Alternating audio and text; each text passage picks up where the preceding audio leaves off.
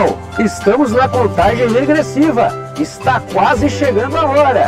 Hoje, no Plação na Live, teremos a participação do engenheiro da Plação, Andrei Citadin, e do nosso convidado especial, senhor José Luiz, especialista em projetos e aviários. Certamente teremos muito o que ouvir. Já estamos prontos? Então vamos lá, boa live!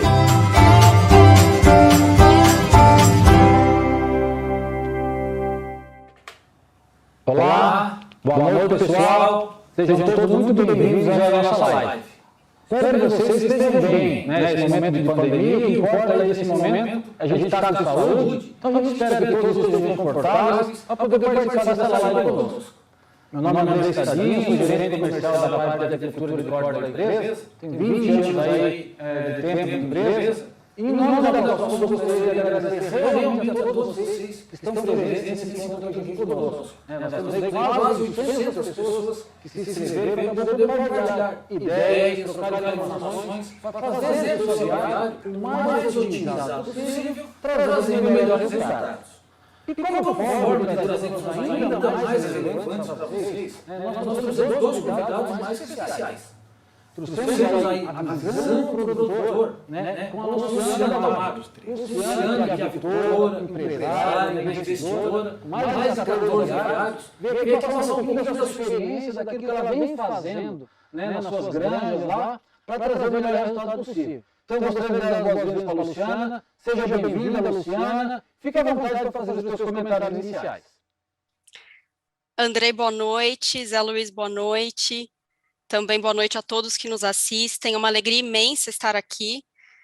Vocês dois são grandes referências para mim, para a avicultura do Brasil e para tantos outros países da América Latina. Então, é uma honra muito grande estar aqui como produtora, dividindo esse espaço com vocês e representando tantos outros produtores desse Brasil que fazem o nosso negócio acontecer. Obrigada pela oportunidade, Andrei. Muito obrigado, Luciana. Realmente, os avicultores fazem a diferença. O Brasil é o que é na avicultura por conta dos produtores, dos investidores que fazem o nosso negócio ser o melhor possível. E, por outro lado, trazendo a visão da área técnica, aquela experiência de campo que realmente faz a diferença e tem ajudado muitos produtores, clientes, empresas, nós trouxemos o José Luiz Januário. Quem não conhece o José Luiz da avicultura, Então, a gente gostaria primeiramente de agradecer a COB por ter disponibilizado o Zé Luiz de estar aqui conosco. A gente sabe o quanto a agenda dele é difícil, está uma correria aí, Zé, tentando atender todo mundo. Mas, muito obrigado realmente, obrigado pela presença. Fique à vontade aí também, Zé, para poder fazer os teus comentários e dar a tua introdução para a gente começar a nossa live. Opa, boa noite, Luciana, Andrei. É muito gostoso estar aqui nessa noite, participando dessa live, com mais de quase 800 produtores e amigos e técnicos e gente que faz essa avicultura pujante, tornando esse Brasil aí o maior exportador de frango desse mundo, um celeiro realmente, Então é muito gostoso estar aqui com vocês e vamos conversar essa hora e tanto aí. Obrigado. Bom, muito obrigado, Zé Luiz, obrigado aí pelo início aí, por estar aqui conosco, obrigado a Luciana também. Como vocês falaram, a avicultura é o que é, por conta do trabalho que todo mundo tem executado. E para nosso objetivo hoje é trocar ideias, como eu falei, tentando trazer informações que realmente ajudem vocês no dia a dia. Nós vamos falar de 3 temas específicos. Nós vamos falar do projeto, nós vamos falar da operação, manejo e também nós vamos falar de manutenção. Ok, pessoal? E a cada bloco que nós formos passando, nós vamos abrir espaço para as perguntas. Então, quem tiver dúvida, quiser fazer algum questionamento, alguma pergunta, vá fazendo pelo chat. Nós temos aqui a Maiara, que vai estar me ajudando aqui a trazer essas perguntas, e nós vamos estar tentando, dentro do possível, responder a vocês durante a live. Aquelas perguntas que por alguma razão não forem possíveis serem respondidas, nós vamos aí depois retornar para vocês, nos e-mails que vocês se cadastraram, tentando dar esse retorno da melhor forma possível. Ok, pessoal? Então, vamos lá. Vamos começar a nossa live, trazendo o primeiro tema, como definir o projeto do aviário. Roda a vinheta.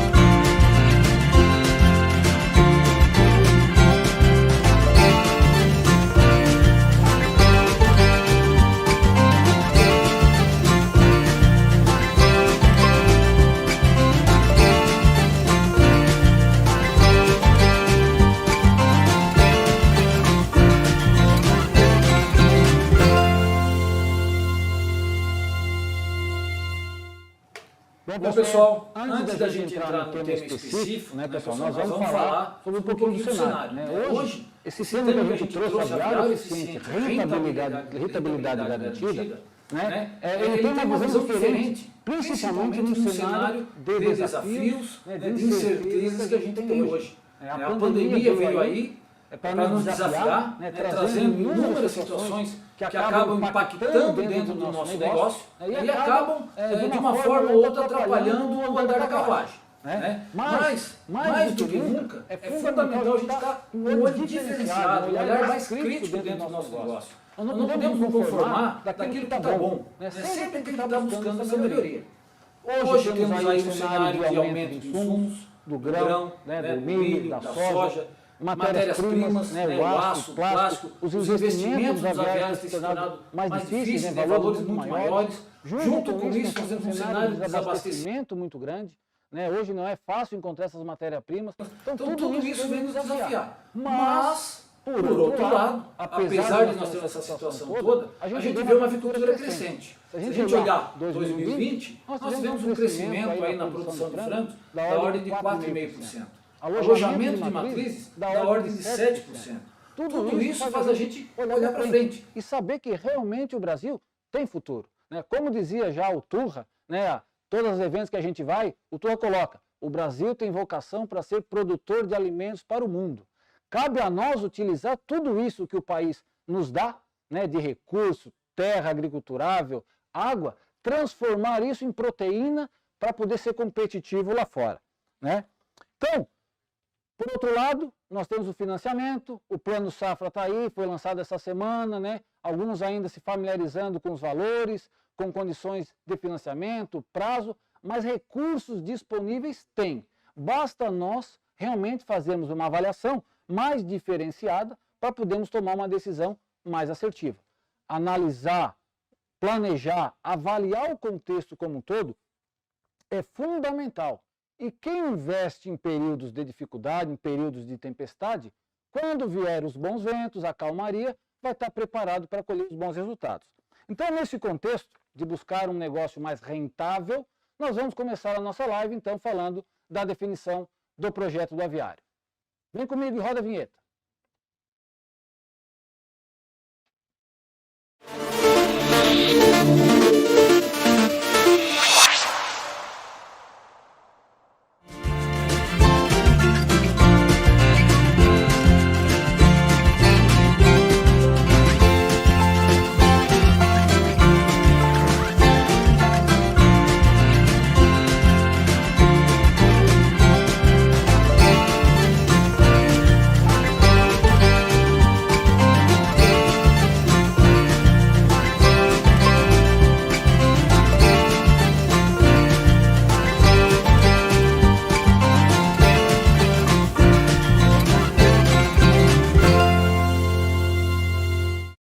Bom, pessoal, quando nós falamos em definição de projeto, a nossa visão tem que ser de longo prazo.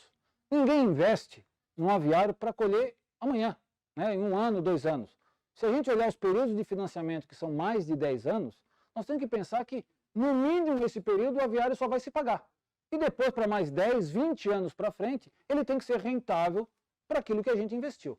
Essa semana eu estava conversando com um produtor, e ele colocou claramente, Andrei, eu estou fazendo o aviário para minha aposentadoria. Eu não estou pensando no hoje. Eu estou pensando daqui 20, 30 anos. Eu preciso tomar uma decisão que realmente, lá na frente, não me incomode. Que realmente dê resultado. E esse aviário ideal, padrão, ele não é um só para todo mundo. Cada situação, cada realidade tem um aviário específico.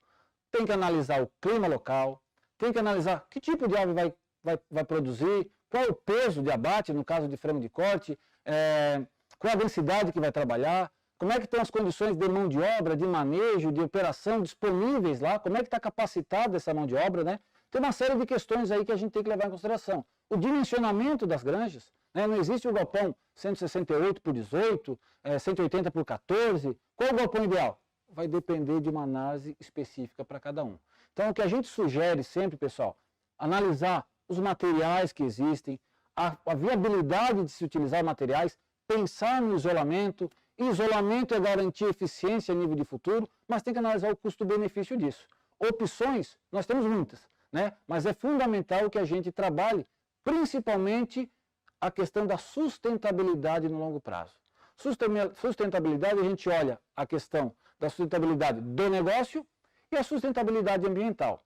E para trazer um pouquinho dessa visão, né, do investidor que está colocando recurso no negócio, querendo que isso aí realmente dê resultado, a gente traz a Luciana para passar um pouquinho para nós essa visão do projeto. Como é que a Luciana, você tem feito aí para definir esse projeto do ponto de vista e levando em considerações todas as questões inerentes a ele e focando na questão da sustentabilidade do negócio? Andrei, então primeiro eu vou dar mais detalhes para as pessoas que nos assistem, de onde estamos. Estamos no interior de São Paulo, na região de Ribeirão Preto. Sou filha de integrado, do Paulo Portugal, que é o integrado da Seara, que está na atividade há 15 anos. E hoje a nossa capacidade produtiva desse plantel é 500 mil aves por ciclo. Então a gente consegue entregar para a indústria 3 milhões de aves ao ano.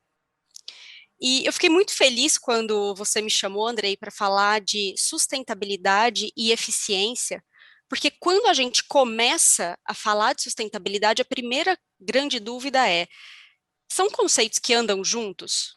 Realmente altos índices de eficiência e sustentabilidade de forma verdadeira? E a gente tem uma boa resposta: sim. E no galpão de frango, isso fica muito claro. Quando a gente escolhe o projeto correto, bem dimensionado, isolado, vedado, isso vira sustentabilidade na veia, pessoal. E aí eu gostaria de trazer alguns exemplos para isso ficar mais claro. Lá na nossa fazenda, com 500 mil aves alojadas, num total ano de 3 milhões, se a gente melhora um ponto de conversão, quer dizer, se a gente melhora 10 gramas, isso reflete em uma preservação de 100 toneladas, 100 mil quilos de ração. A gente está falando de 60 mil quilos de milho, 30 mil quilos de soja. Isso em hectares também é bastante coisa. Em sacas, mais coisa ainda, né? Então, isso é preservação de recurso. E eu estou falando de um ponto de conversão. Quando a gente traz uma tecnologia para o galpão, por exemplo, vamos colocar inlet, a gente já pensa em 3 pontos, em 30 gramas, então isso já vira 300 mil quilos de ração preservados. Então a gente começa a olhar a cadeia de trás para frente. Com medida de eficiência dentro da granja, a gente preserva todo um entorno. Então, além dessa questão de preservação ambiental, né, inclusive de recursos hídricos, também tem a questão de diminuição de custo para o produtor. A gente sabe que um aviário bem vedado, um aviário bem isolado, ele pode economizar até 60%, vamos falar em 50% de aquecimento.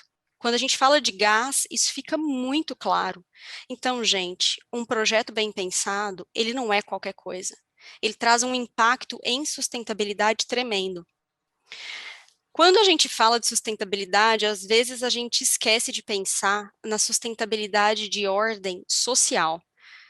Eu tenho a feliz oportunidade na vida de ser mentorada pela Joanita, que é uma pessoa do nosso setor, e ela sempre fala, né, que tem muito pouca gente falando de gente, a gente precisa falar mais de gente. Então, quando a gente traz tecnologia para os nossos galpões, a gente está falando de gente, a gente está preservando a nossa mão de obra. O gás, ele é um outro grande exemplo.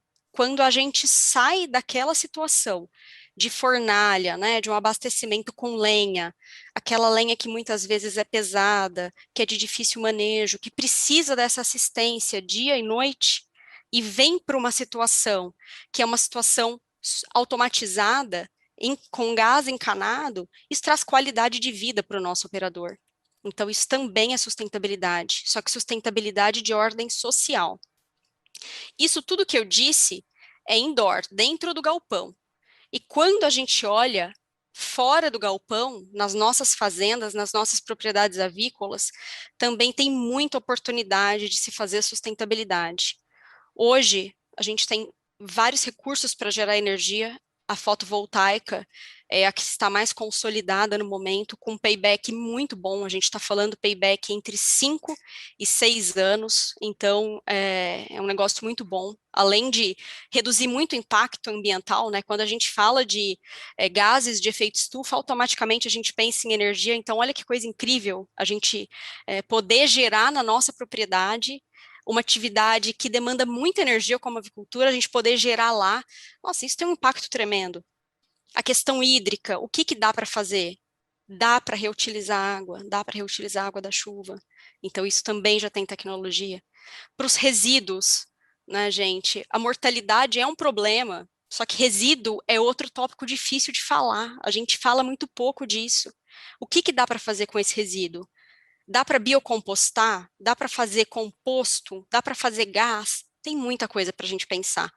Então, nós estamos em uma cadeia que ela precisa pensar em sustentabilidade. E que bom que a gente está tendo esse tipo de fórum para conversar, para discutir e para trazer mais ideias. E eu vou aproveitar aqui para agradecer o professor Mário Pens, que sempre me ajuda a fazer esses cálculos de sustentabilidade, medidos em eficiência, em desempenho do frango na granja. Andrei, volto contigo. Muito obrigado, Luciana. Vejam, pessoal, como temos informações aí relevantes para a gente levar para o nosso dia a dia. Né? Quem está pensando em fazer um projeto novo, ou quem sabe até uma modernização do seu aviário, né, tem muitas opções.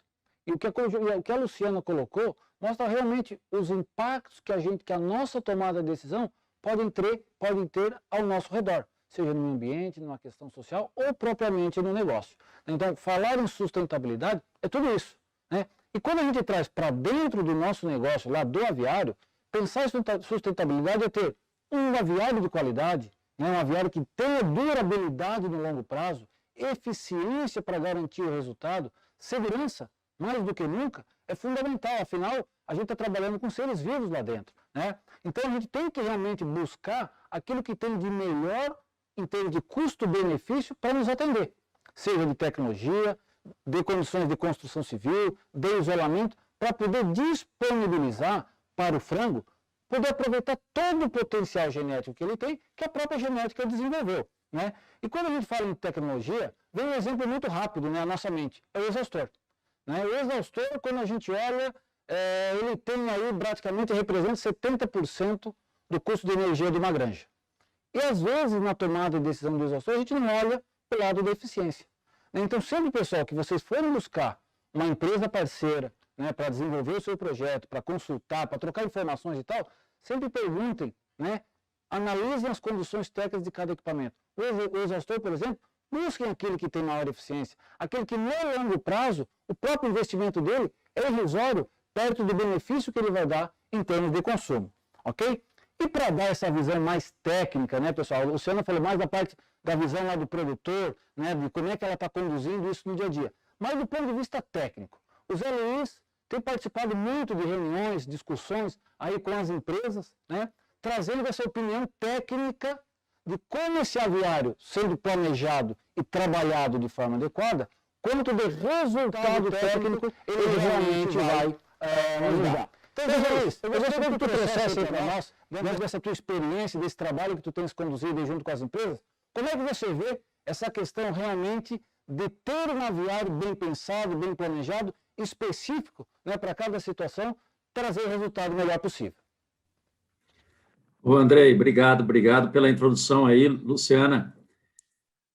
Andrei, pessoal, amigos, vocês sabem que assim, a nossa avicultura brasileira, ela é originária estruturalmente dos galpões americanos. A nossa escola são dos galpões americanos, né? E aqui a gente representando a genética, e eu lembro na década de 90, né? Não faz tanto tempo assim, a gente não é tão velho assim, mas nós tínhamos mais de 25 linhagens, né? A gente começou, talvez eu e o Andrei e alguns produtores que estão aqui, né? A gente começou na época que tinha 25 linhagens e tinha conversão de 2, né? Acima de 2. Uma conversão alimentar de 2, né? Era um resultado fantástico. E quanta evolução foi feita? Hoje existe 2 linhagens apenas, 2 empresas de genética nesse mundo todo. E E a evolução é muito grande. E a gente está fazendo melhoramento animal, a gente faz melhoramento animal do jeito simples de fazer seleção e sempre pegar o indivíduo mais preparado, pensando nisso, né? É o que a Luciana falou, a gente tem um frango hoje de conversão de 1,40 às vezes.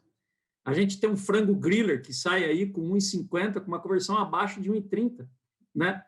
Isso é pensar em economizar água, em economizar ração, em economizar milho e soja, que são os grandes representantes aí desse 80% ou mais do custo de produção do frango.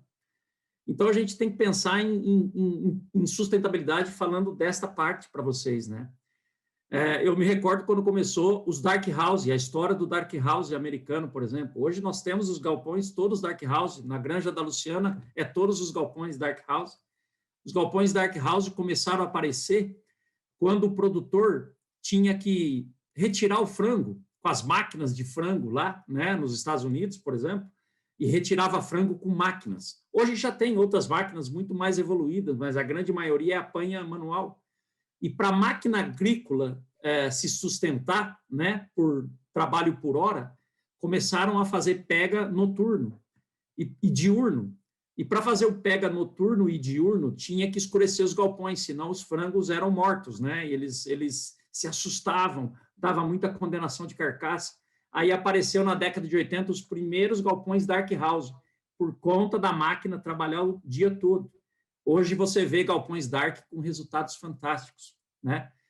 E em termos de projeto, pessoal, o que eu poderia complementar? Você vai fazer uma granja, você tem que saber se você tem água. Você vai fazer uma granja de pressão positiva, de aviária convencional, você tem que respeitar o sentido do sol, leste-oeste. Você tem que respeitar o sentido do vento predominante na fazenda. Você tem que pensar se você vai pôr quantos ventiladores por metro quadrado. Você tem que pensar quantos litros de água você tem que ter na granja para não faltar água para esses frangos maravilhosos que vai trazer um rendimento fantástico de conversão. Então, é assim que a gente tem que pensar, analisar aonde vai ser a granja, que tipo de projeto, qual a temperatura máxima e mínima da granja. Se a granja está numa zona de alta umidade ou baixa umidade, qual equipamento tu vai pôr para corrigir essas intempéries climáticas que vão acometer um frango que cada vez mais vai ser efetivo na empresa de vocês. Nosso trabalho de melhoramento animal não vai parar. A gente vai ter sempre um frango um pouquinho melhor.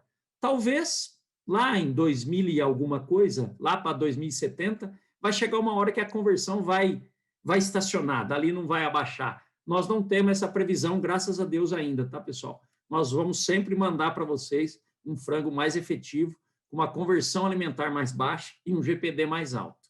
Isso a gente tem certeza. E, claro, a gente não está aqui para dar trabalho para vocês. Nós estamos aqui para nos trabalhar e pensar o que nós vamos fazer para ter essa sustentabilidade e ter os resultados que vai pagar as contas no final do mês ou no final do ano na fazenda da gente, né? Ok, Zé. Valeu, muito obrigado pelas tuas colocações. A gente vê o quanto é importante, né, Zé, esses aspectos aí na tomada de decisão. Né? Quando você falou aí, a gente percebe uma evolução, né, muito grande em relação à genética, à própria nutrição, e os nossos aviários também têm que evoluir. Né? Acho que é fundamental que a gente tenha esse acompanhamento dessa evolução para poder garantir que o resultado ali na frente seja o melhor possível, né? O resultado econômico, o resultado zootécnico. Então, nada melhor do que a gente estar em constante análise, em constante evolução, seja um aviário convencional, pensar em algum tipo de modernização, alguma climatização, um aviário semi-climatizado. A gente ainda tem um plantel de aviários no Brasil muito ainda convencional. Né? Tem um volume grande aí de negócios e de projetos que a gente tem que dar uma melhorada, tem que ter uma visão diferenciada. E cada um de vocês que está nos assistindo, dá uma parada, dá uma pensada, analisa como é que está o seu negócio hoje, como é que está o resultado, como é que está essa mão de obra que vocês têm lá.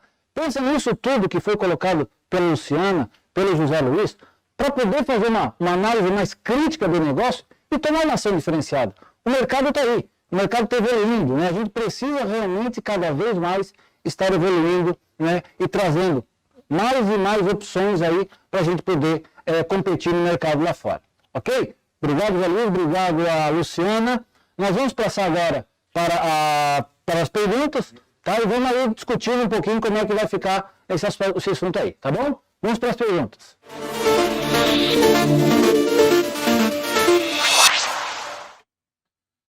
Ok.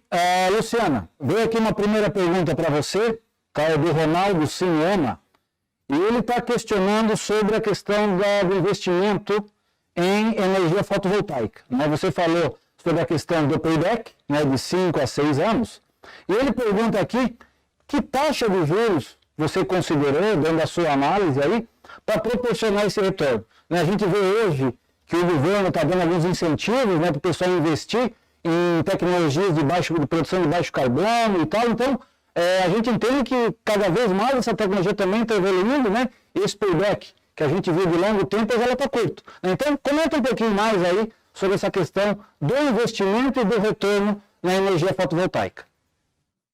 Muito legal, obrigada, Ronaldo. A gente começou a prospectar essa possibilidade de negócio há 5 anos. E há 5 anos a gente falava de um payback em torno de 8 anos.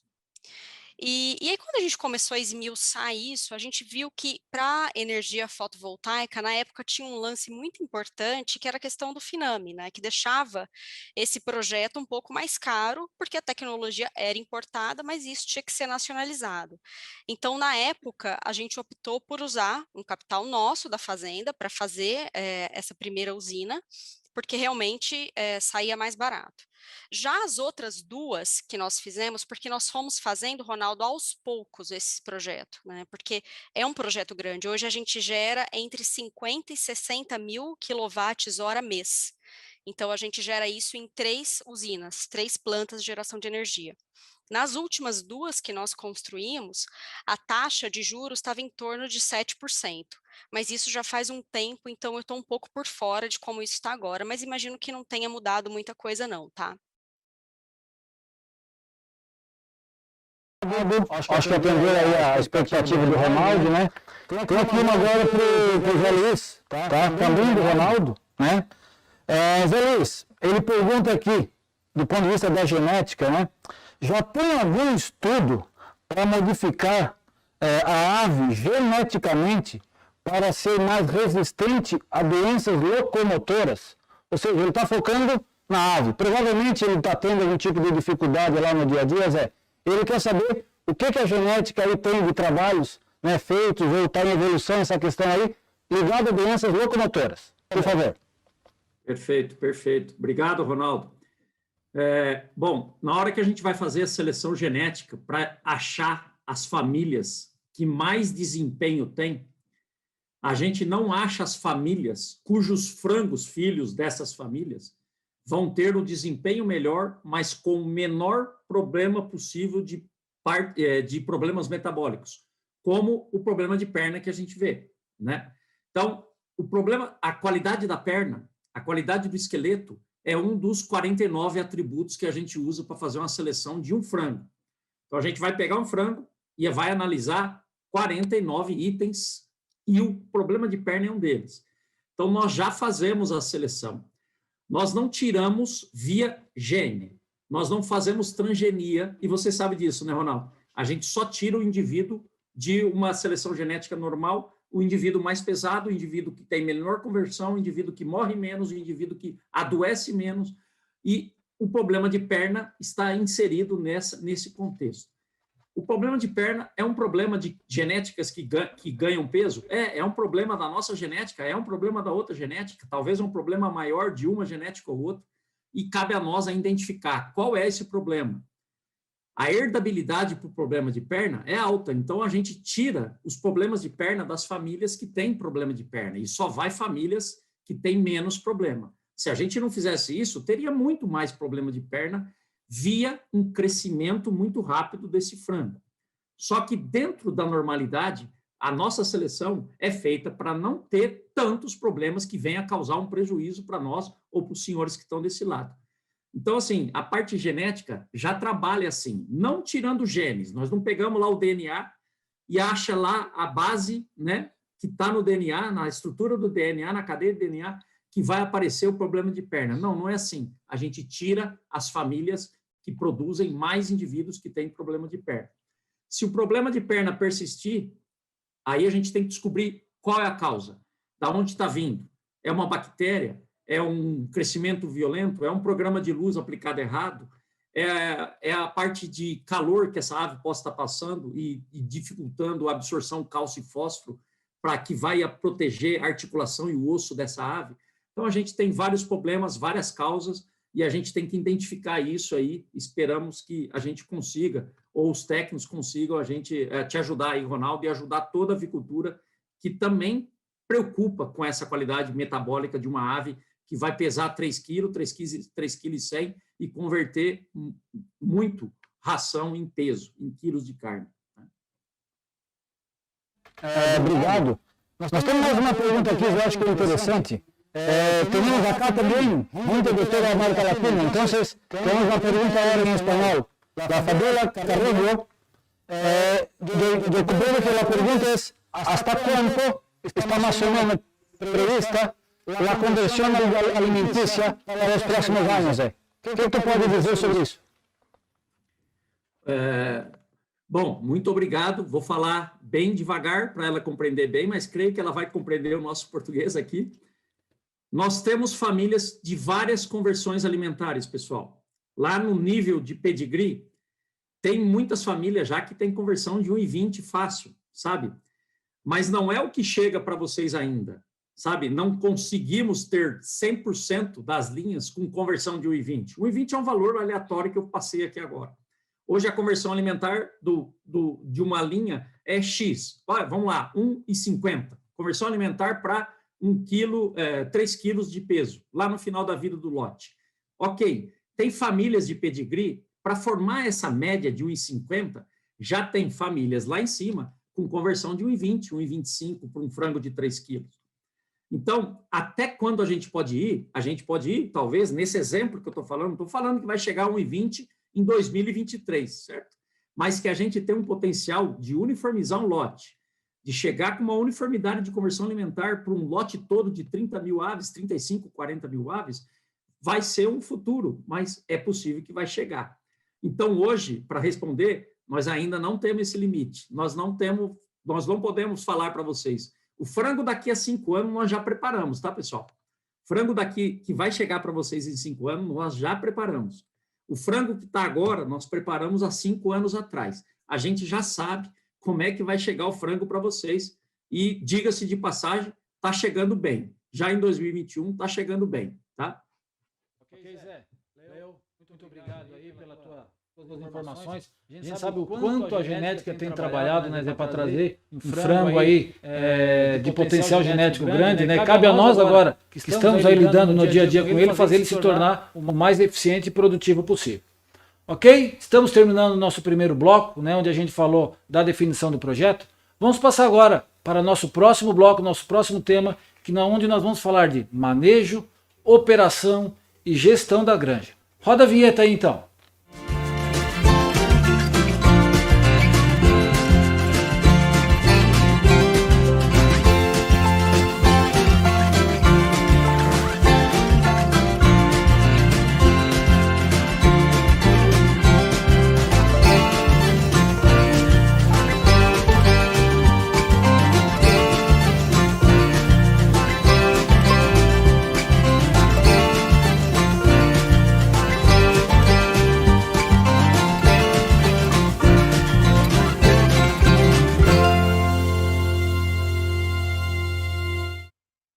Ok, voltamos para falar um pouquinho daquilo que está na nossa mão especificamente, né, no trabalho do pessoal que está lá na ponta.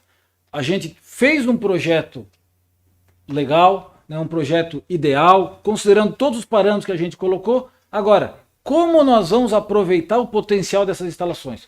Como é que nós vamos fazer a granja se tornar eficiente, né? Então, a gente já falou da genética, já falou da nutrição, já falou o quanto esses dois parceiros aí estão trabalhando, estão evoluindo. Cabe a nós agora fazer esse galpão ser eficiente, né?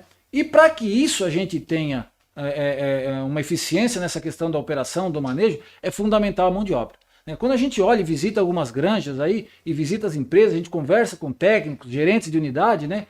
A gente verifica, quando vai analisar os resultados, divergências muito grandes, né, entre o pior e o melhor resultado. A pergunta é, se nós temos uma mesma tecnologia, um projeto muito semelhante, por que essa diferença tão grande nos resultados? logicamente está na mão de quem está operacionalizando. Então é fundamental, para conseguir o resultado e a eficiência que a gente vem falando, trabalhar na mão de obra. Trabalhar na mão de obra é capacitação, formação de equipe, né? E para trazer um pouco dessa gestão de equipes, né, de como conduzir esse processo da formação da equipe e da capacitação, a gente convida a Luciana, né, novamente, para poder tratar aqui, passar, Luciana, um pouquinho daquilo que tu tens feito lá com a tua equipe, com o teu pessoal, para poder garantir que essa mão de obra tenha conhecimento, né, para poder atuar de forma efetiva e realmente conduzir um bom resultado dentro dos teus negócios. Andrei, eu tenho muita sorte, porque além de ser filha de um pai e dono da fazenda que acredita em tecnologia e que deixa a gente construir os galpões como eles têm que ser, eu tenho um time, uma equipe incrível, fantástica na fazenda, né, que vocês também conhecem, o Edinho, a Tuca e a Paola. Então, primeiro ponto é essa sorte, né, de ter gente muito boa ao lado. Mas eu reconheço que é um privilégio, porque na maior parte das propriedades esse é um gargalo. Conforme esse nível tecnológico dos galpões foi subindo, essa parte deficitária de mão de obra foi ficando mais evidente, né? Essa falta de técnica para operar isso. E aí eu vejo que o produtor ele tem que ter um papel muito ativo nisso. Do mesmo jeito que ele busca tecnologia, ele tem que buscar conhecimento. E ele também tem que se colocar ali na fazenda de forma presente e ativa como uma liderança, né? Hoje é um investimento muito grande, são milhões para construir um núcleo. Então, não é simplesmente construir, desenhar bem esse projeto e pronto, toquem, vamos embora que está pronto. Não, não é assim. Em nenhuma empresa é assim. As nossas fazendas são empresas rurais, mas são empresas. Então, é papel do produtor estar lá, conduzir o time, inspirar o time. E aí, Andrei, eu acho que é o seguinte, é buscar ajuda, né? O produtor tem que buscar ajuda. Claro que muitas vezes as próprias empresas têm deficiência técnica para acompanhar toda essa evolução, mas eu estou aqui me lembrando que quando eu comecei a minha carreira, eu te procurava muito, Andrei, procurava muito o Zé. Falava, pessoal, me ajuda aqui na fazenda, a gente quer aprender, a gente quer melhorar. Então, hoje a gente está no universo online, né, gente? Tem muita oportunidade. Aqueles cursos fora do Brasil, que eu também tive oportunidade, tive esse privilégio de fazer, hoje a gente nem precisa ir lá, a gente consegue acessar via remoto. Então, eu vejo sim, reconheço que há um gap, né, dessa capacitação de da maioria dos times, mas também vejo que isso está no produtor, que ele vai ter que buscar de forma ativa.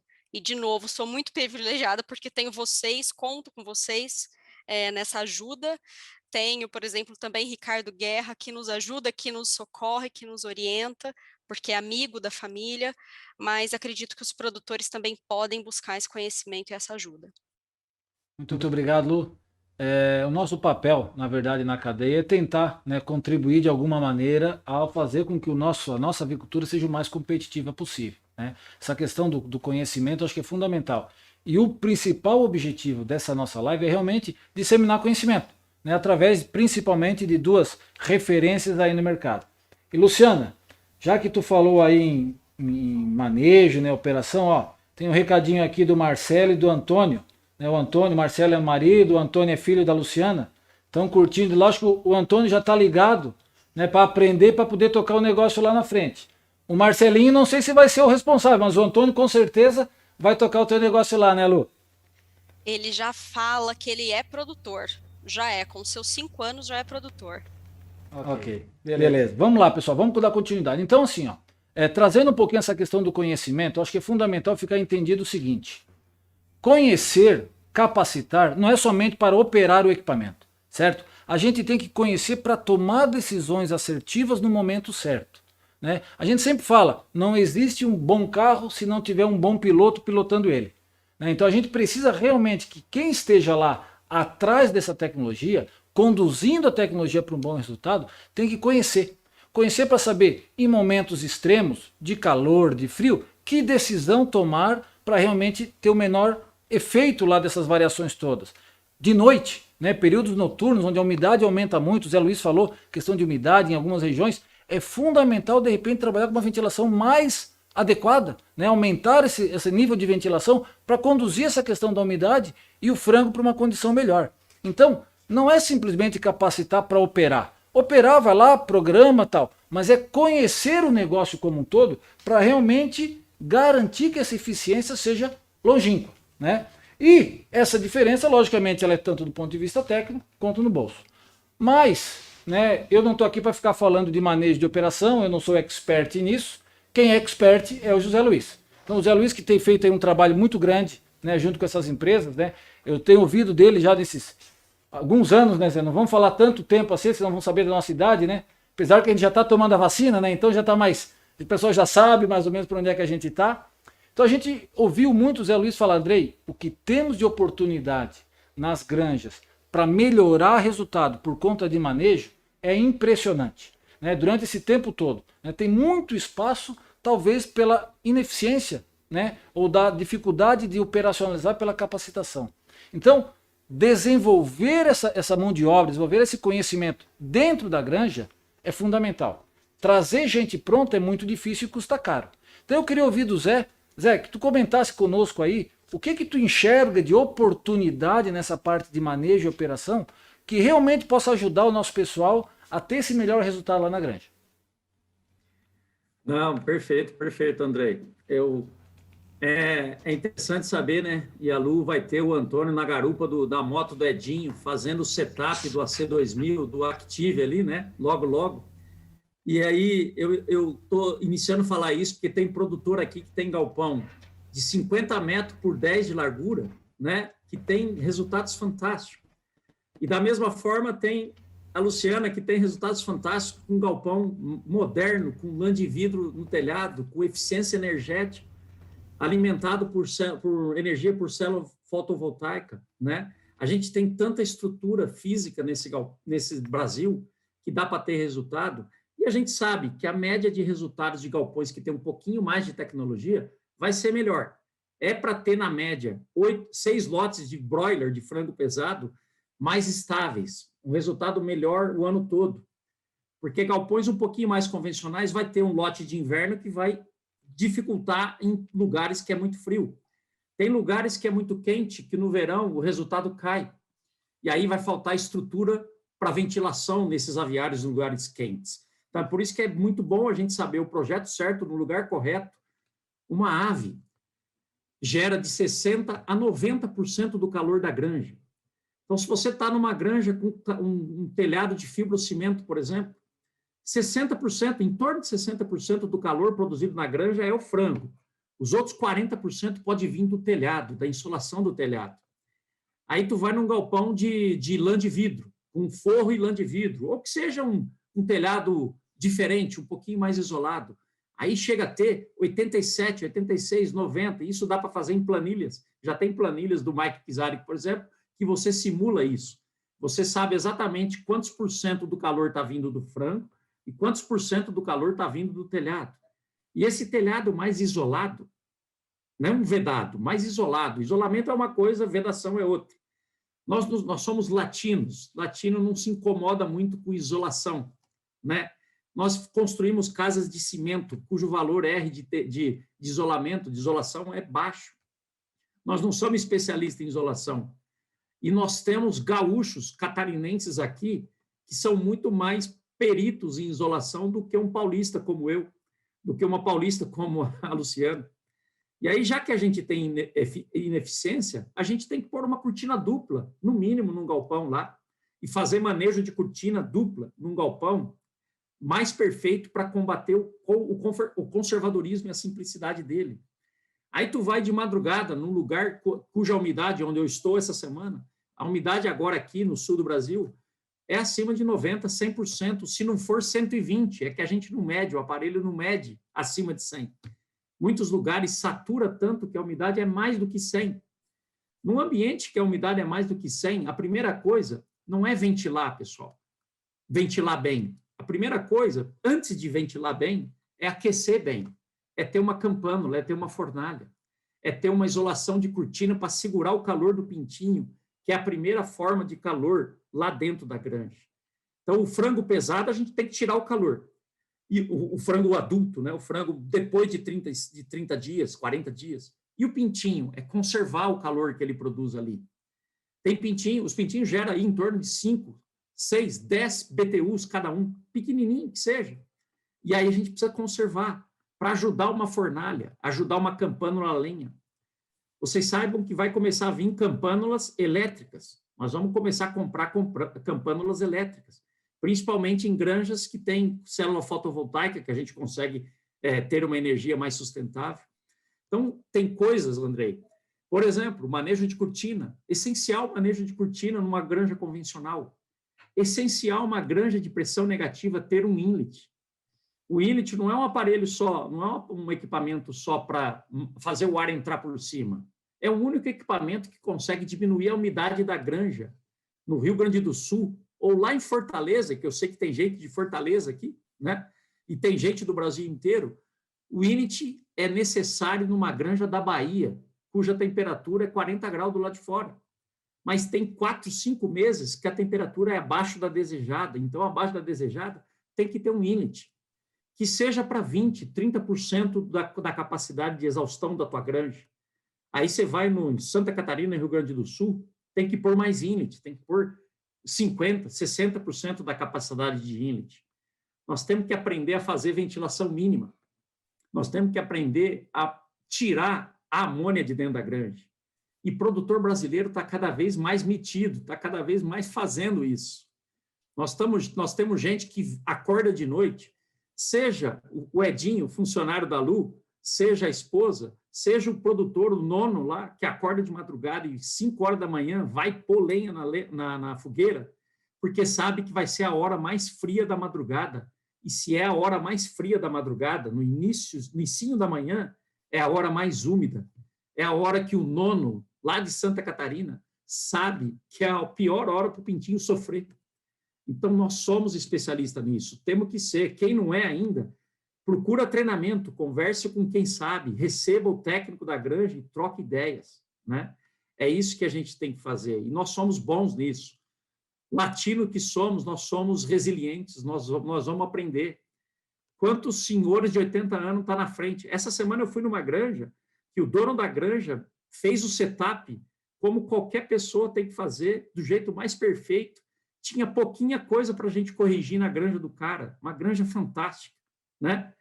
E da mesma semana eu fui numa granja simples, a granja simples de Cortina, com uma fornalha de 1900 e alguma coisinha, Andrei, né? Acho que você não tinha nem nascido ainda, e a fornalha já estava lá aquecendo essa granja e está lá até hoje, né? E o cara tirando proveito da tecnologia. É claro que o cara tecnológico vai conseguir tirar 6 lotes melhores que o outro, se ele trabalhar bem. Tem muito lugar que tem uma granja da NASA, da Tesla, da Google, do Brasil, certo? E aí a gente tem manejo ruim. E tem granjas simples que têm manejos excelentes, que muitas vezes a gente fala, eu não vou comprar uma pressão negativa, não vou pôr 14 exaustor para ter 4,5 metros por segundo, né, para tirar o calor. Vou continuar com meus ventiladorzinhos e rezando a Deus para que a temperatura do lado de fora não suba tanto ou não abaixe tanto, né? Mas a gente sabe que a gente não tem outro caminho que não seja evoluir nos quesitos tecnológicos na nossa vida, gente. Seu filho pequenininho está aprendendo a mexer já no WhatsApp, com pouca idade.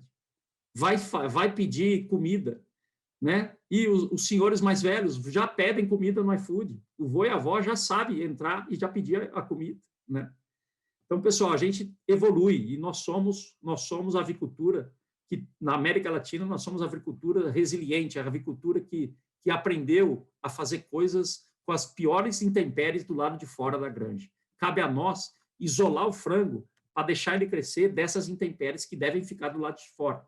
O melhor possível, o mais longe possível disso, e a gente sabe fazer isso, cada vez mais, né? Andrei, contigo aí. Beleza, Zé. Muito obrigado, né, pessoal? A gente vê como que não basta só investir certo, né? A gente tem que operacionalizar certo. E essa operação correta, ela não pode ser quando o aviário é novo somente, né? Essa evolução que o Zé Luiz comentou, ele tem que ser constante. É constante o treinamento, é constante a evolução, para que esse resultado seja sempre positivo. E a gente consegue isso também quando a gente faz uma boa gestão dos dados da granja. Medir ganhos de peso, medir a evolução, consumo de água, como é que está se desenvolvendo o lote, cruzar dados de um lote que não foi tão bom com um lote que foi positivo, para realmente poder entender o que está acontecendo. Tomar ações efetivas de modo rápido e emergencial para resolver qualquer tipo de problema que venha a acontecer. E essa gestão, ela tem um monte de facilitadores hoje, né? Com o advento aí da internet, da tecnologia, nós temos N maneiras, né? N equipamentos que podem nos ajudar, nos facilitar nessa gestão, seja ela em loco, né? Ou mesmo à distância, né? Com sistemas aí tecnológicos, bastante softwares aí, que vão permitir a gente poder estar interagindo diretamente lá na granja, mesmo estando a quilômetros de distância. Então eu queria saber da Luciana, que tem investido bastante em tecnologia, a gente viu a questão da energia solar, né? Luciana, como é que tu vem trabalhando também nessa parte da gestão dos números da tua granja e como você vê que essa gestão realmente reflete em resultados lá no dia a dia, resultados econômicos, resultados zootécnicos lá dos seus aviários? Andrei, a gente está num negócio que ele realmente não aceita mais desaforo, né? Nunca foi de aceitar muito desaforo, mas ultimamente a margem do produtor realmente ela diminuiu com esse aumento exorbitante de custos. Então, o nosso olhar como gestor tem que estar nisso, né? Lá na fazenda, a gente tem seguido dois caminhos bem diversos e diferentes em relação à gestão de dados. E o primeiro deles é muito simples. O que a gente fez lá foi uma sala para gestão à vista. Como nós temos 5 núcleos, a gente tem um quadro branco para cada núcleo, com os dados básicos ali, mortalidade da semana, peso da semana, a taxa de crescimento. A gente compara com os outros núcleos, conosco mesmo nos lotes passados e com as metas da empresa. Então, um negócio de investimento super baixo, né, um quadro branco, tem que ter alguém ali para marcar e fica super visual. As pessoas chegam, a gente chega e já consegue olhar se está tendo alguma diferença muito grande de um núcleo para outro. E o outro caminho que tem seguido, que já é um caminho mais baseado em tecnologia, que é a gestão remota. Inclusive, já estamos rodando um piloto, tem funcionado bem, e agora, com tecnologia inclusive de vocês, Andrei, a gente vai conectar isso tudo em uma central, né, todos esses 14 galpões, todos os controladores, em que a gente consegue olhar esses dados de forma remota e também tomar algumas ações. Então, a gente para de olhar a situação pelo retrovisor e consegue tomar umas decisões mais em tempo real. O que eu vejo como o grande desafio? A nossa capacidade analítica enquanto produtores e operadores para as tomadas de decisão. E aí, com certeza, é uma outra grande oportunidade para capacitação, né? Eu vejo que, inclusive, essa é uma dor nossa. É tanto dado, e a gente percebe também, né? Conforme vai ficando maior a propriedade, é mais difícil ainda gerir, né? Analisar todos esses dados. Então, eu diria que não é só capturar essa imensidão de dados, e sim aprender a analisar os dados e tomar decisão. Muito obrigado. Não basta realmente, como você falou, né? O dado está ali. Só que se a gente não utilizar ele de forma eficiente, é simplesmente um dado, né? Ele não vai levar a lugar nenhum, não vai nos dar nenhum tipo de alternativa para melhorar o resultado. Então, tem que investir, mas tem que saber que com investimento tem que saber operacionalizar. E aí sim a gente pode ter um bom resultado, né? A gente viu aí falar de uma série de questões, né, ligadas a manejo, a isso e aquilo, mas eu acho que o foco principal é o que eu quero para minha granja, né? O que eu quero de resultado, o que eu vou fazer. Cada um analisar na sua equipe, no seu trabalho, no que tem feito lá no dia a dia para realmente buscar esse resultado, esse manejo eficiente para tornar a sua granja muito mais rentável. Bom, agora vamos para perguntas. Temos bastante perguntas aqui do pessoal, então vamos passar agora para as perguntas.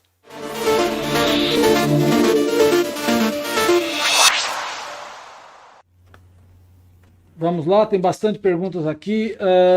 Tem uma aqui para o Zé Luiz.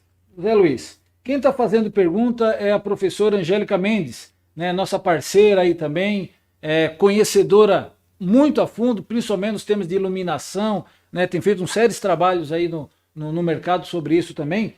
E ela pergunta Junto com essa pergunta, eu encaminho a pergunta do Hammurabi, lá do Piauí, tá? E eles falam basicamente ligado a ambientes com umidade relativa muito alta, Zé, tá? A Angélica questiona sobre, com essa questão do manejo, né, em umidade muito alta, o que você sugere, né? O que você poderia orientar, recomendar nesse sentido em relação a manejo? E o Hammurabi pergunta qual seria o aviário ideal para esse tipo de situação. Né? Qual seria o aviário que você poderia orientar, indicar, sugerir, seja lá o que for, se tem esse aviário, né? Que você poderia indicar. Ou seja, fala um pouquinho do aviário, um pouquinho do manejo também, Zé, em climas úmidos. Perfeito, perfeito. Hammurabi, a professora Angélica, uma amiga aí, obrigado pela pergunta.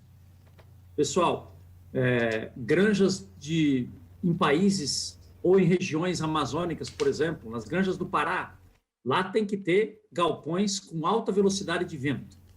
Não tem jeito de pôr um galpão lá no Pará ou lá na zona do Peru, né, na selva peruana, sem ter uma quantidade maior de velocidade de vento. Sabe? O vento natural somente não vai dar conta de ventilar um galpão numa região de alta umidade. Então, o primeiro aspecto para ventilar um frango empenado, com dificuldade de perder calor, é fazer velocidade de vento. E aí, na região do Hammurabi, em Piauí, aí já tem alta umidade daquela brisa que vem do mar, aquela região, né, que tem um pouquinho mais de umidade, da mesma forma, Hammurabi. Nós temos que ter um pouco mais de velocidade de ar. Então, se vai construir um galpão nesses lugares, e ele for convencional por uma questão de opção, coloque ventilador. Coloque ventilador para produzir uma ventilação positiva.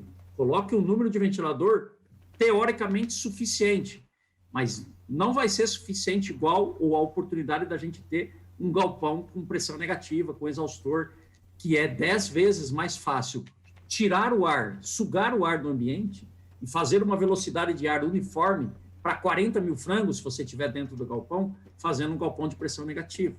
Beleza? Então, se você tem um lugar de alta umidade, primeiro fazer vento, fazer velocidade, de acordo com a capacidade, com a quantidade de calor que você vai gerar na granja, tu vai ter uma quantidade de vento necessário para esse galpão. Você vai ter que ter um galpão, uma velocidade para ter uma troca de ar, digamos aí de 40 segundos, 37 segundos para trocar o ar todo do aviário, né? Você vai ter que cuidar de não ligar a umidade além do que a umidade da região já existe. Então, se tu está numa zona de 85%, 90% de umidade, tem períodos que você nem vai ligar a placa evaporativa ou nem vai ligar o aspersor, o nebulizador, e que sejam equipamentos eficientes para produzir o processo evaporativo, para transformar a molécula da água em molécula de vapor, para fazer o processo evaporativo. E se tu vai fazer um galpão novo de pressão negativa no Piauí, ou no Pará, ou na selva peruana, ou na selva colombiana, nós temos que fazer galpões modernos com inlet. Se você não vai gastar com aquecedor, porque normalmente a gente não põe aquecedor para subir um pouquinho a temperatura e, consequentemente, abaixar a umidade. Então, se não vai pôr um aquecedor, que hoje é caro fazer um aquecimento de um frango de 40 dias, certo? Se você não vai fazer isso e não tem calor para fazer isso, né, não tem necessidade de frio para fazer isso, perdão, não deixe de, nos projetos novos, colocar, sim, inlets numa granja de Piauí, numa granja da selva peruana, porque o inlet é o único equipamento, um dos únicos equipamentos, se não for pôr um dessecador, um desidratador de ambiente, né, um aquecedor que vai roubar a umidade do ambiente, que vai diminuir a saturação, aumentar a distância da temperatura com a temperatura do dew point, do ponto de orvalho. Então, nós temos que preocupar com essa coisa. Então, Hammurabi, né, do Piauí. Se você vai construir granjas novas aí no Piauí, faça velocidade de vento e não deixe de pôr inlet, que é um equipamento que consegue baixar 25% da umidade da granja, lá na granja. Então, é possível de 100% de umidade do lado de fora, tu ter perto de 75%, 80% de umidade dentro da granja, lá no pintinho, que é o problema. O frango vai ser um pouquinho mais difícil você abaixar a umidade. Normalmente, a placa ou o nebulizador vai só incrementar um pouquinho mais a umidade dentro da granja. É muito difícil combater uma umidade da selva ou de um lugar tão úmido. Então, para frango, vai ter que ter velocidade de vento para combater e jogar fora essa umidade, esse calor evaporado junto com essa umidade que está dentro da granja. Espero que eu tenha te respondido um pouquinho aí essa questão. Beleza, Zé. Valeu, muito obrigado. Luciano, agora tem uma perguntinha aqui para ti, tá? Do Adriano Rodrigues da Silva. Ele comenta sobre a questão do aquecimento a gás. Pelo que ele soube, tu estás trabalhando com esse sistema. E ele pergunta como é que está sendo a qualidade do aquecimento, tá?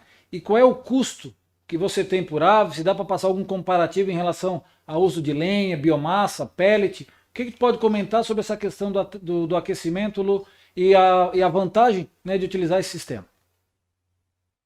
Ótima pergunta, Adriano. No nosso caso, metade do nosso plantel está sendo aquecido por gás, metade por lenha. E o nosso plano é de, nos próximos 2 anos, passar tudo para gás. Por quê? A operação com lenha é uma operação muito difícil, como todo mundo sabe. Essa história de chega a lenha na propriedade, desce do caminhão, vai para o pátio, depois carrega no trator, vai para o pátio ali da fornalha, à noite, operador, dia, operador. É uma confusão, né, gente? O gás, imagina que é uma situação ali, ele vem de uma tubulação, a campânula acende conforme necessidade, então é um conforto para o operador que é incomparável. Quando a gente pensa em custo, equipamento fica elas por elas, quando a gente compara uma fornalha nova, boa, com as campânulas para um galpão. Em relação a custo por cabeça, na fazenda a gente performa com lenha em torno de 4 centavos, mas isso é o custo da lenha, sem contar toda a mão de obra. No gás, a gente tem feito entre 8 centavos e 10 centavos por cabeça, conforme a época do ano. E aí não tem o custo de mão de obra, né? Porque é um negócio totalmente automatizado. O pellet, Adriano, a gente abandonou, porque o pellet posto aqui na nossa propriedade, ele chegou em R$800 a tonelada. Então, está totalmente inviável essa opção para a gente, tá? O que tem que ficar muito atento para o gás? Tem que ser um aviário eficiente. Não dá para a gente jogar um aquecimento a gás em qualquer galpão, né? Porque aí o custo realmente sobe muito. Então, tem que ter, como o Zé bem disse, toda a parte de vedação e de isolamento. Lu, muito obrigado aí pelas tuas informações aí. Tem várias outras perguntas aqui, pessoal. Tem gente perguntando. Luciano, tu estás famosa aqui. Tem gente dizendo que viu teus vídeos no Instagram, né? Tem algumas perguntas aqui, depois nós vamos passar, pessoal, porque nós já estamos, né, com o tempo aí corrido. Tem gente perguntando sobre a questão de utilização de telhados isotérmicos, outros querendo saber qual o R-valor, né, dos sistemas de isolamento que seriam mais indicados em determinadas regiões. Ou seja, temos várias perguntas e, como eu falei no início, nós vamos tentar responder isso para vocês, dar um retorno aí, né, agora nas próximas semanas aí, naquele e-mail que vocês se inscreveram, tá bom? Bom, partindo agora para o nosso último bloco, né, o último tema que a gente vai tratar, nós vamos falar de manutenção. O que a gente entende por manutenção e qual o efeito que ela nos dá a longo prazo. Roda a vinheta aí.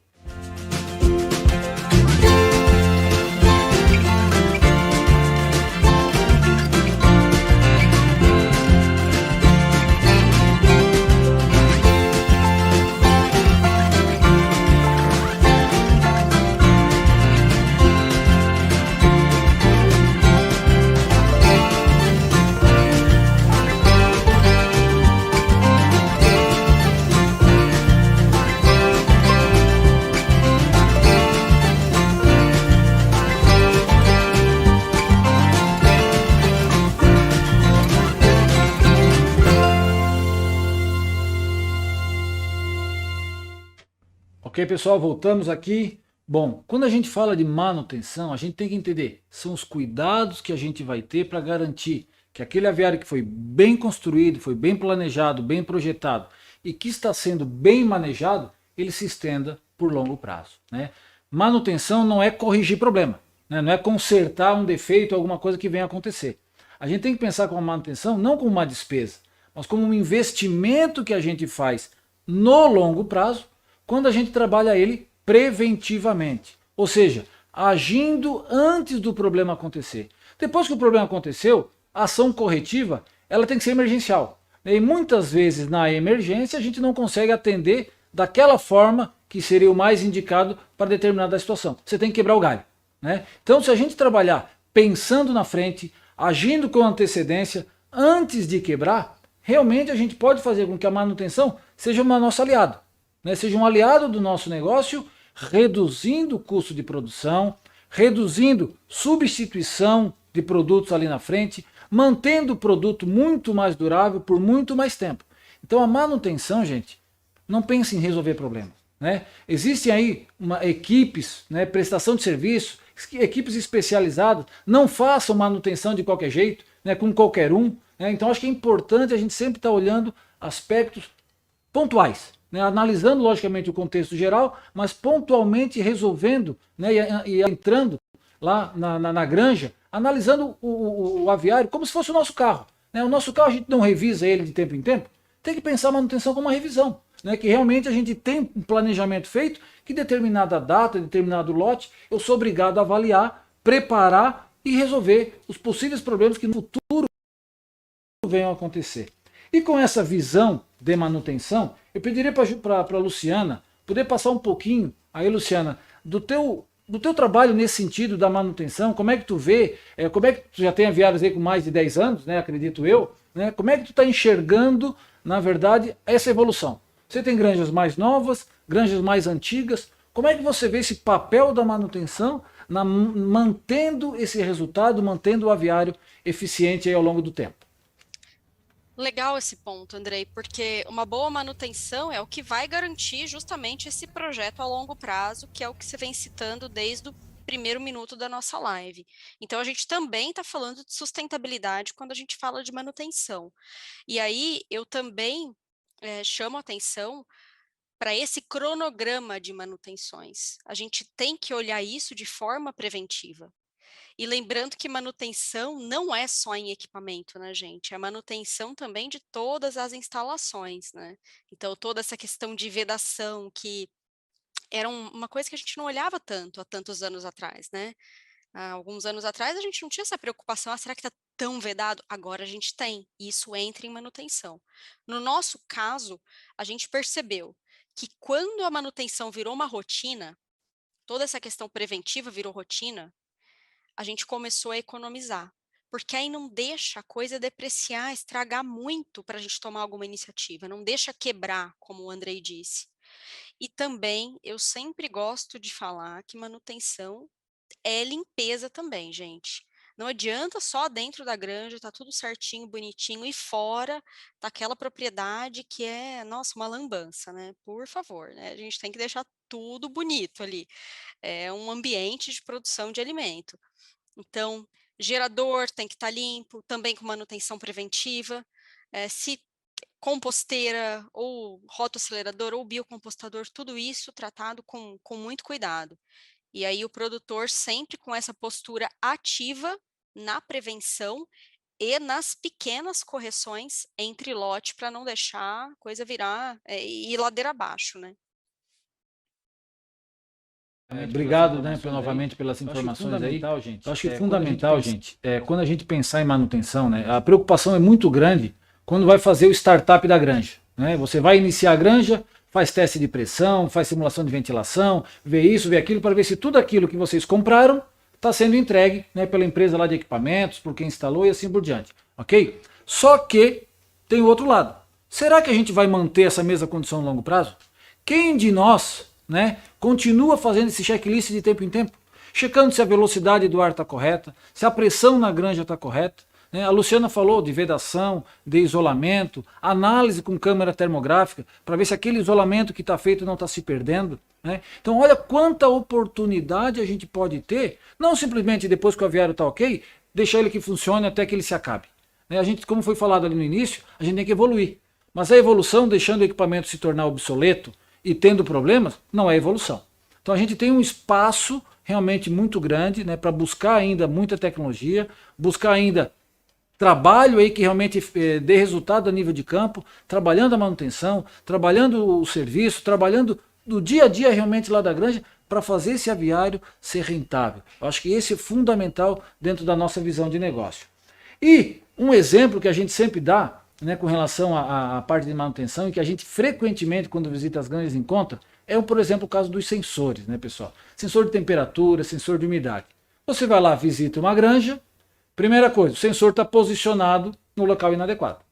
Bom, o sensor é o responsável por mandar o sinal para o controlador acionar exaustor, aquecedor, placa evaporativa, inlet e assim por diante. Se eu não tenho o sensor calibrado, limpo, né? A Luciana falou de limpeza, né? Então está limpo, está posicionado onde realmente vai dar um dimensionamento do que é a realidade do aviário, esse sensor não serve para nada. Muito pelo contrário. Ele pode estar acionando o equipamento no momento errado, gastando energia demais. Ou, né, acionando no momento errado e dando perda de desempenho no lote, porque o conforto térmico da água está sendo prejudicado. Então vejam, num simples detalhe, né, o outro exaustor. A gente falou que o exaustor é responsável pelo maior consumo da energia da granja. Então vocês imaginem um exaustor, né, que está lá sujo, né, que durante o lote ninguém faz a limpeza e que ele esteja com a correia frouxa. Né, tudo isso vai acabar impactando na ventilação, na durabilidade e no efetivo trabalho, né, de ventilação do exaustor.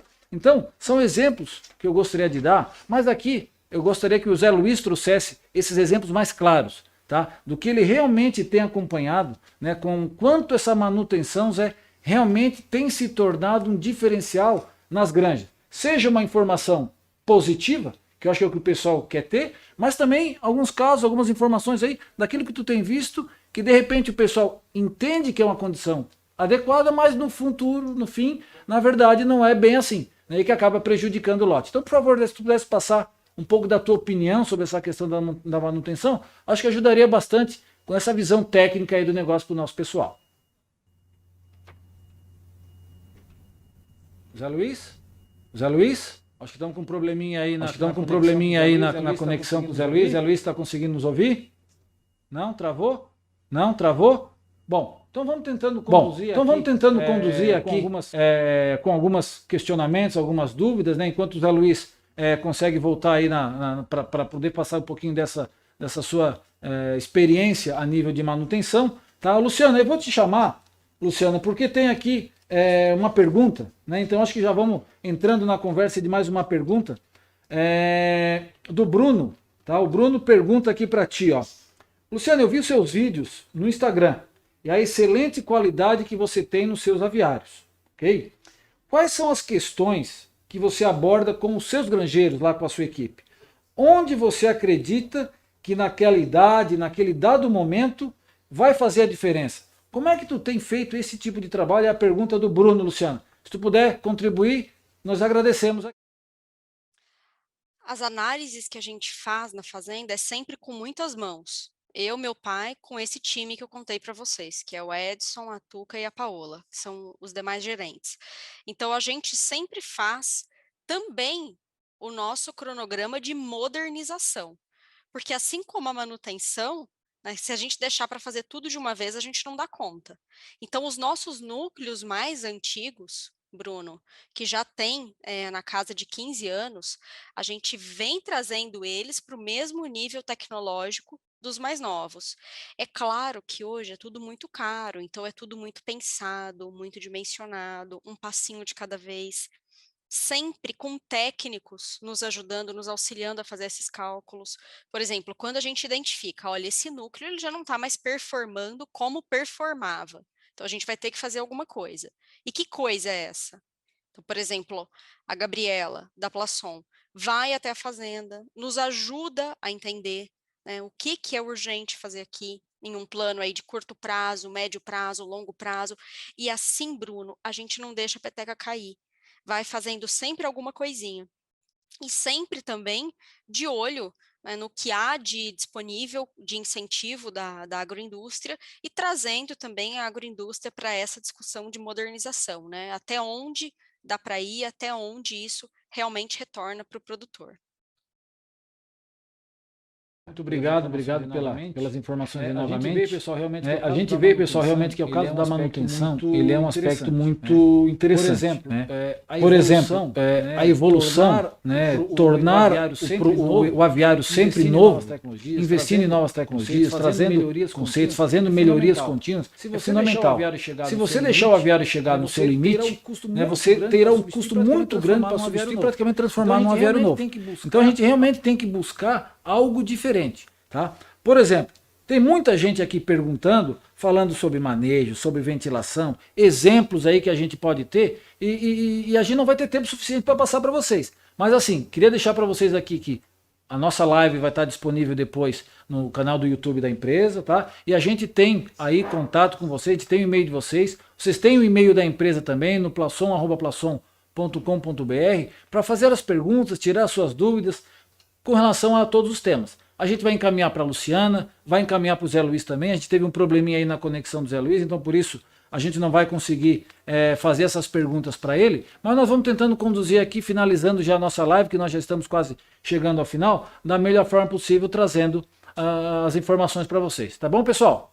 Bom, vamos lá. Então, já que a gente não está conseguindo mais falar com o Zé Luiz, eu vou pegar uma pergunta aqui que veio, não é um tema diretamente relacionado à live, mas eu vou colocar porque eu acho que talvez seja uma dúvida de grande parte dos investidores e produtores aqui do Brasil. A pergunta vem do Fernando Furtado. Ele pergunta assim: Andrei, no atual momento, estamos vivenciando um constante alta nos preços construtivos, que tem afetado diretamente o payback dos projetos.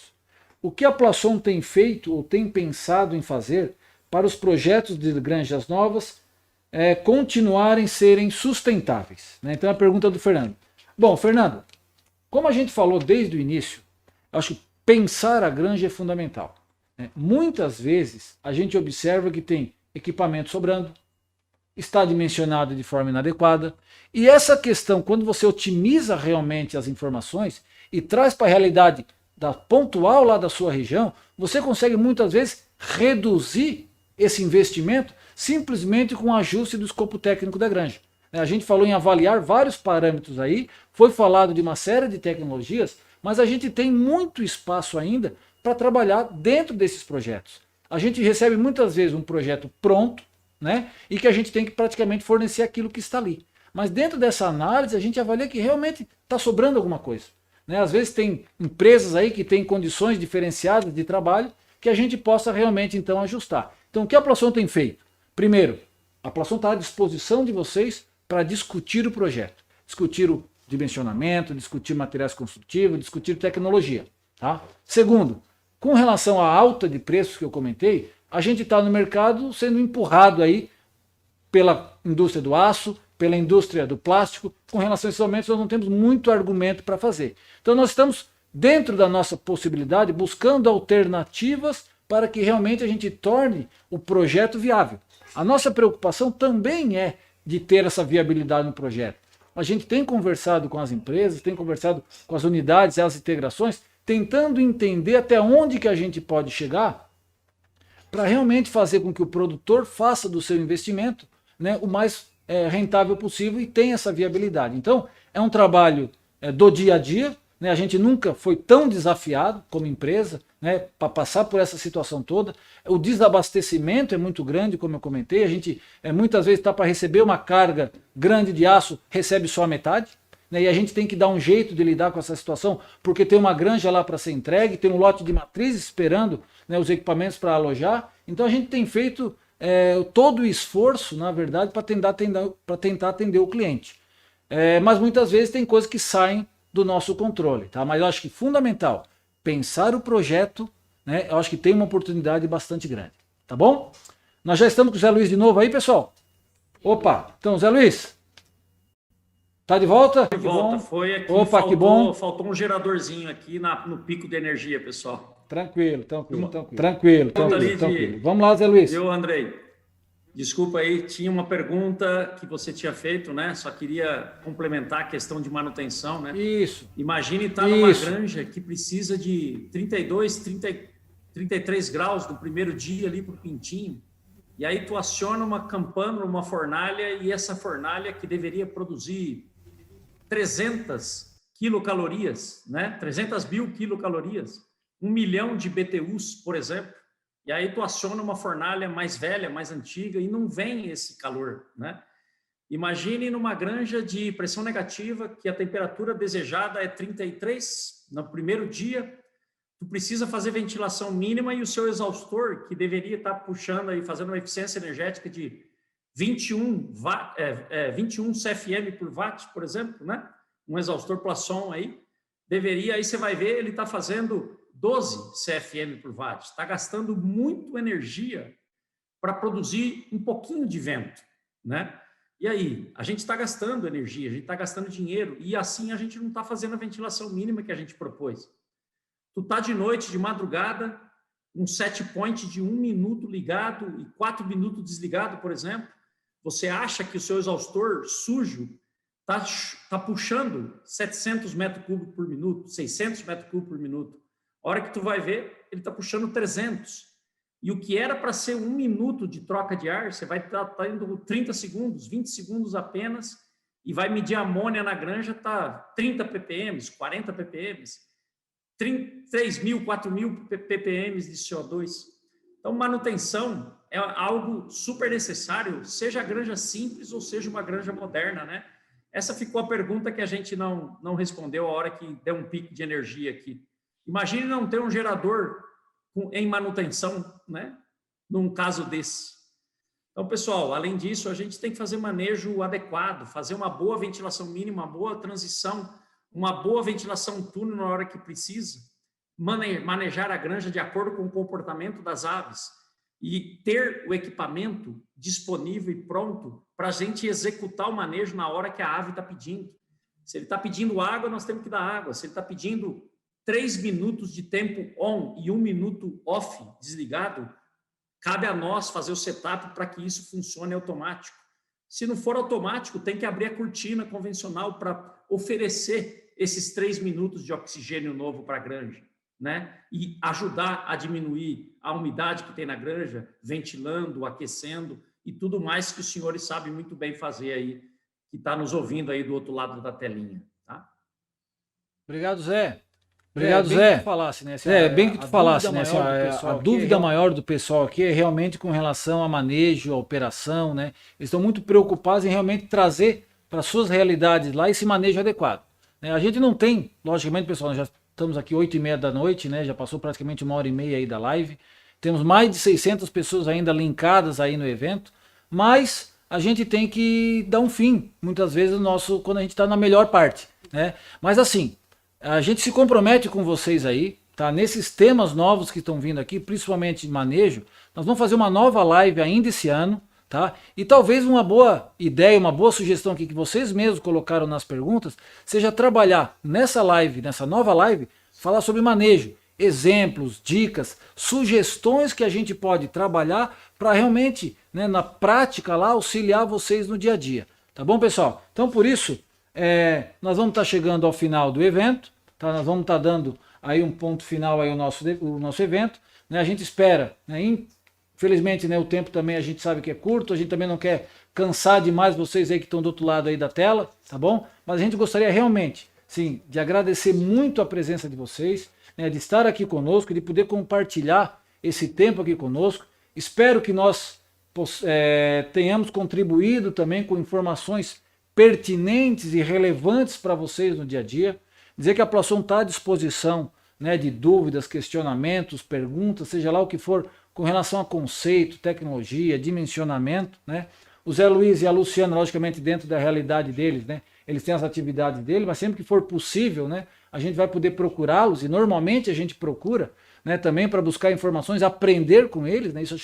Isso é fundamental no nosso negócio, né? Então, a gente espera que realmente essas informações possa contribuir para vocês alcançarem esse aviário eficiente, né? E com esse aviário eficiente, a gente obter essa rentabilidade que a gente tanto precisa, né? Afinal de contas, quando a gente investe num negócio, a gente busca que ele tenha um bom retorno, né? Então eu gostaria, né, agora de antemão, agradecer, né, a Luciana, agradecer o Zé Luiz, muito obrigado realmente pela presença de vocês. Para nós foi um prazer ter vocês aqui conosco, né? A gente já é parceiro aí de longa data. Realmente muito obrigado. Gostaria que vocês deixassem, primeiro a Luciana, depois o Zé Luiz, uma mensagem final, uma dica final, seja lá o que for, que vocês entendam ser necessário para que o nosso pessoal lá que está nos ouvindo, né, que está nos vendo, que realmente eles levem lá para o seu dia a dia essa pulguinha atrás da orelha, para chegar lá amanhã e começar a pensar, o que eu posso fazer de diferente? Onde eu posso trabalhar e como eu posso melhorar o meu resultado? Então primeiro a Luciana, depois o Zé Luiz, por favor. Andrei, eu vou começar agradecendo, foi bom demais estar aqui com vocês. Eu também me coloco super à disposição por Instagram, por e-mail. Vai ser um prazer se eu puder colaborar com alguma resposta, alguma pergunta que ficou em aberto. E a mensagem que eu gostaria de deixar é que a sustentabilidade, ela é um caminho sem volta. É uma pauta que ela vai ter que estar nas nossas mesas. Se ainda não está, vai ter que vir. E que quando a gente começa a trabalhar com sustentabilidade, pessoal, é um negócio apaixonante. Porque a gente vê que nos traz uma motivação tão grande para nós e para as nossas equipes, que tudo fica mais legal. A gente entende que é um momento de extrema dificuldade, custo, margem, tudo muito apertado, mas a gente não pode esquecer que a gente está numa atividade maravilhosa, uma atividade que produz alimento, que o agronegócio, ele não é só um negócio, que ele tem um propósito muito bonito, que é alimentar tantas e tantas famílias aqui do nosso Brasil e de tantos países que a gente também manda a proteína que a gente produz dentro das nossas propriedades.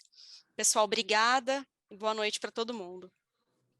Obrigado, Luciana. Muito obrigado, Luciana. Agora, por favor, Zé Luiz, a tua mensagem final, tuas considerações finais aí para a gente encerrar o evento. Andrei, em nome da COB aqui, eu falando, queria agradecer muito a Plasson pelo convite de estar aqui dividindo a tela com a Luciana. Muito bom te rever, Luciana, aqui, aí nos brindando com tanta informação boa, com essa paixão, com esse sangue nos olhos que vocês têm aí na fazenda para produzir frango. Contribuir para a avicultura brasileira. De recado, a gente tem hoje equipamentos fantásticos, cada vez mais evoluídos, eficientes, cada vez mais uma nutrição atrás disso tudo, correndo junto com a gente, cada vez mais empresas de vacina, medicamentos, sanidade, prevenção, cada vez mais uma genética que traz um frango mais eficiente para a gente fazer tudo isso bem feito. Como dica, eu deixaria assim, como dica final, procurem aquecer mais os pintinhos, vedar melhor o galpão para ajudar e fortalecer a necessidade de aquecer bem e vedar bem o aviário, isolar bem. Frango mais velho, procurem ventilar mais, usufruam muito do vento, da água, da nebulização, do cooling, da abertura de cortina, né? Essas dicas pequenas, tratem bem, aqueçam bem, ventilem.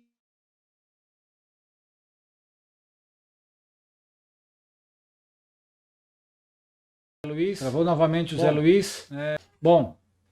Então vamos encerrar aqui a nossa live. Eu acho que a mensagem final que nós também da Plasson gostaríamos de deixar é, primeiro, ouvindo o que a Luciana falou, né, o que o Zé Luiz tem comentado, acho que tudo isso tem que servir de estímulo para nós no dia a dia, né? Para nós como empresa. Voltou o Zé Luiz? Então, Zé Luiz, finaliza aí, faz favor. Na hora que a internet caiu, mas...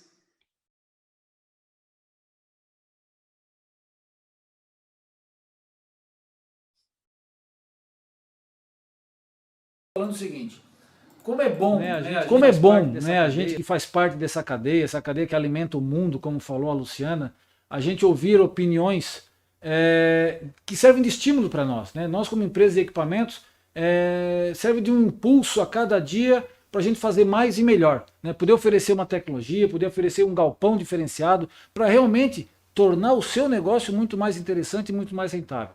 Então, cabe a nós realmente utilizar tudo isso que veio durante essa live, né, como estímulo, né, como um combustível para a gente chegar amanhã novamente nas nossas granjas e fazer a diferença. Tá na nossa mão. Tá bom, pessoal? Um grande abraço, uma boa noite, fiquem com Deus, se cuidem, né, porque a pandemia ainda está por aí e nos vemos na próxima live. Um grande abraço. Valeu, pessoal! Esperamos que tenha sido muito proveitosa esta verdadeira aula de como fazer o seu aviário mais rentável. Até a próxima Plasson na Live, a Live do Produtor!